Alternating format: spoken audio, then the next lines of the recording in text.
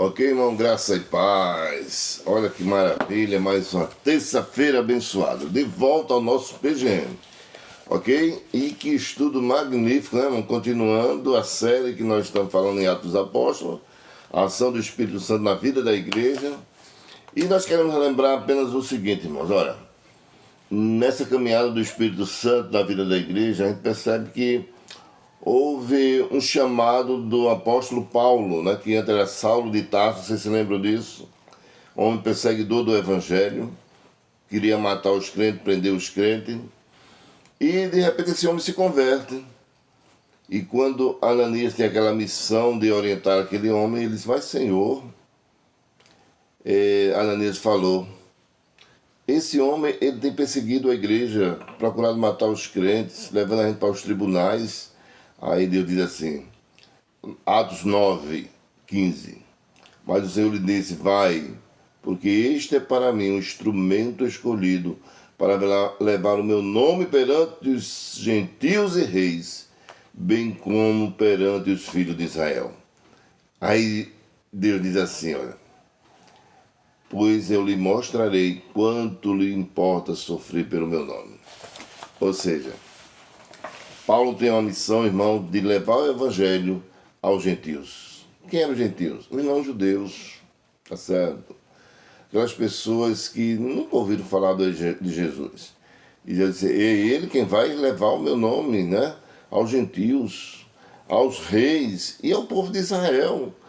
E ele não perseguiu o povo de Deus, ele vai agora ser perseguido. É uma missão de levar a mensagem e uma missão de sofrimento. Aí Jesus já alertou logo essa missão para o apóstolo Paulo, né? Que aqui era Saulo, depois se converte, recebe o nome de Paulo de Tarso. Olha, irmãos, e hoje a lição, né? Vamos continuar. O evangelho realmente por esse homem se expandiu. Pedro, Tiago, João, os apóstolos começaram a pregar o evangelho, grande perseguição sobre o evangelho, e o evangelho sai do seu conforto em Jerusalém e parte para os gentios. E na lição de hoje, sabe onde é que nós estamos? Nós estamos na Macedônia. Olha para aí. O evangelho chega na Macedônia. Aí nós vamos ver o que, irmão, aqui, olha.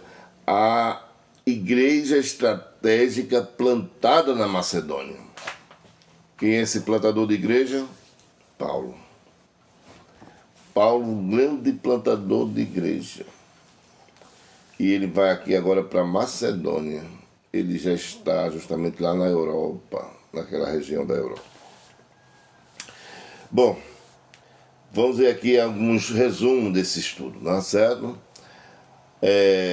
A evangelização da Europa foi um cumprimento da agenda de Deus, tá certo? Deus estava lá e escreveu, eu quero o evangelho que se estenda até os confins da terra. Está lá, Europa. E nós vemos aqui que, mesmo estando na agenda de Deus, aconteceu debaixo de dura perseguição.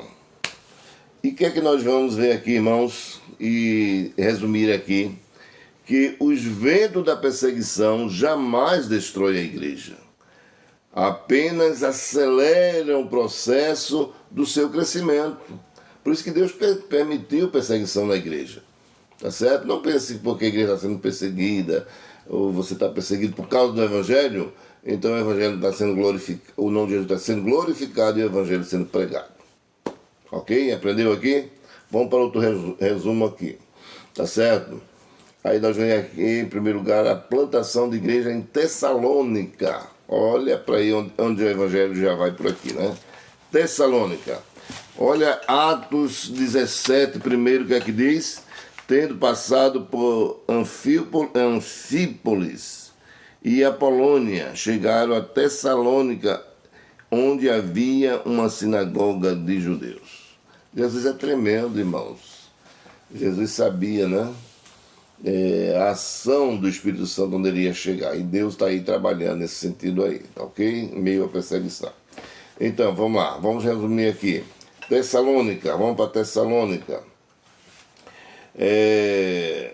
Ali nós vemos que a estratégia missionária de Paulo. Por quê? Porque Tessalônica era um centro cultural, né? Era um centro de desenvolvimento, era como se fosse a capital, vamos dizer assim, né? Para a gente entender melhor. Por quê? Porque ali havia a ramificação de várias cidades. Então, ele sabia que chegando ali, o evangelho se expandia para vários lugares, várias cidades.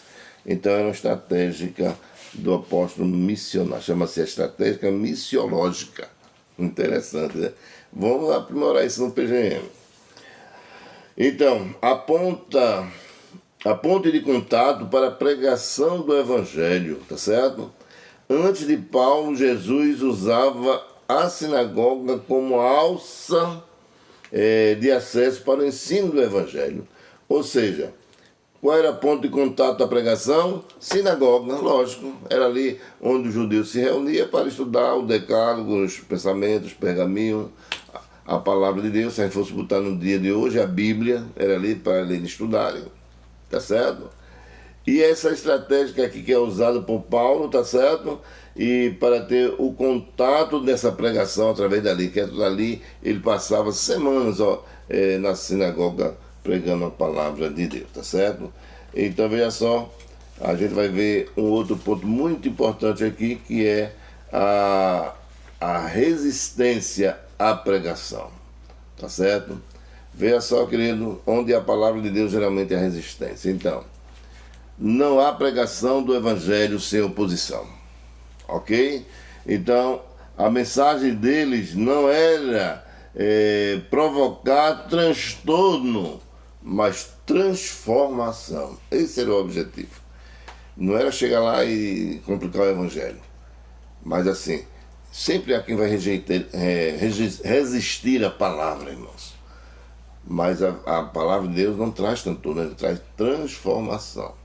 Paulo foi um deles. Não me envergonho do evangelho, porque é poder de Deus para a salvação de todo aquele que crê.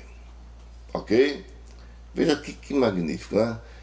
Vamos ficar por aqui, tá certo? E vou pedir que você vá hoje à noite para o PGM mais próximo da sua residência.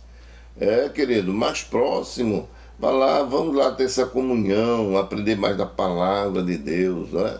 É magnífico o PGM, tá bom? Posso contar com você? 4 PGM à tua disposição. Escolhe o mais próximo da tua residência.